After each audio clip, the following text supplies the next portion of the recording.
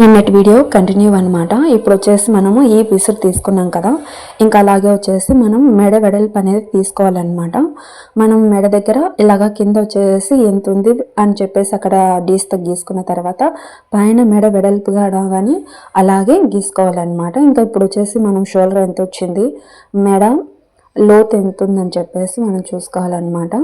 మనకు మెడ వెడల్పు వచ్చేసి 2.5 అంటే కనుక మనం 2 పెట్టుకున్నాం అన్నమాట. షోల్డర్ వచ్చేసి 3.3 పెట్టుకున్నాను అనమాట.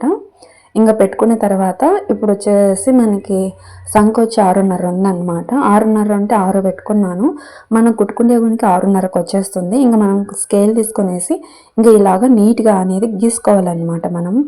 మనము పర్ఫెక్ట్గా గీసుకున్నామంటే బ్లౌజ్ కానీ పర్ఫెక్ట్గా కుదురుతుందన్నమాట. ఎటువంటి తప్పులొప్పు లేకోకుండా ఇంకా అలాగే వచ్చేసి ఇంకా మెడగానే అలాగే నీట్గా గీసుకోవాలన్నమాట.